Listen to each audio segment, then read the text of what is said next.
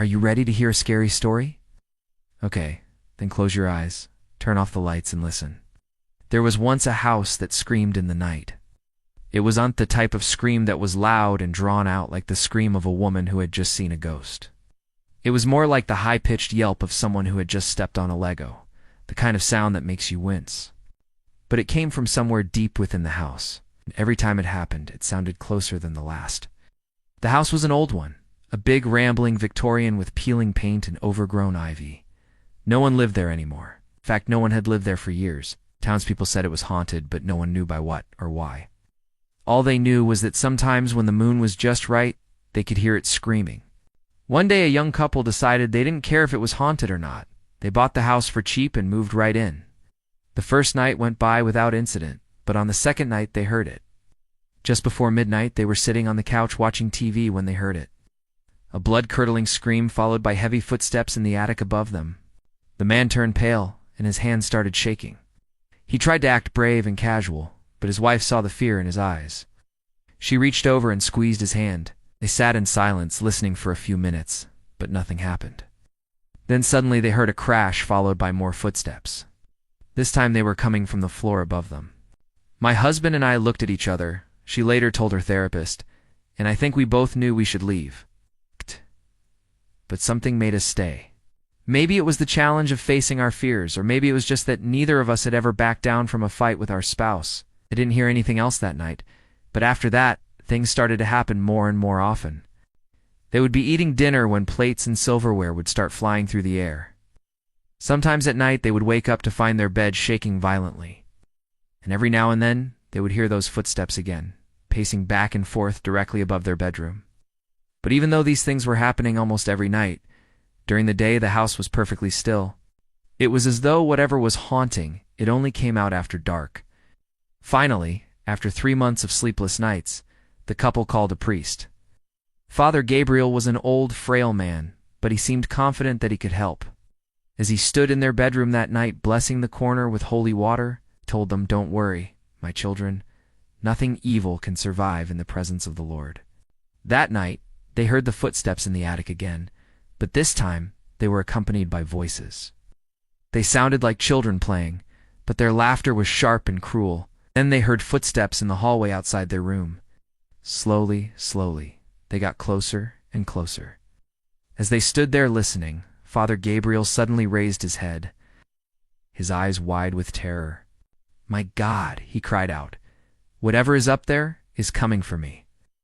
The last thing the couple remembered was seeing the priest drop to his knees, and then everything went black. When they woke up, they found the priest lying dead on the floor. His eyes were wide open and staring. A single drop of blood hung from his nose.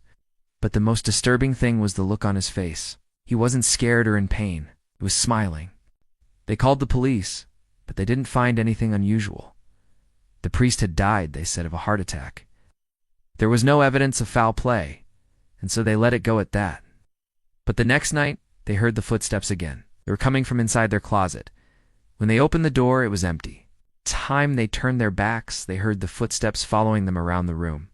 Finally, they ripped the closet door off its hinges. Behind it, they found a narrow passageway leading into the wall. It must have been used for storage, the wife said, because she couldn't see any other purpose for it.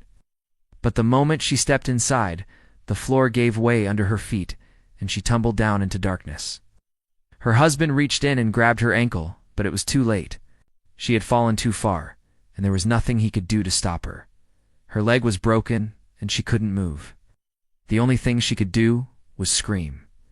And then she heard his voice. It was right above her, whispering in her ear, "Why did you come here?" She tried to answer, but all that came out was a strangled cry.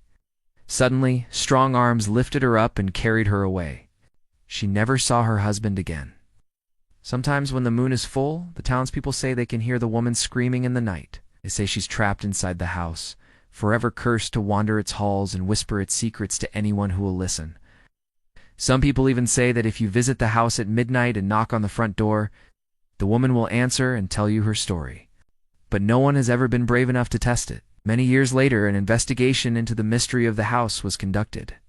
The local paranormal investigators uncovered some truly terrifying facts.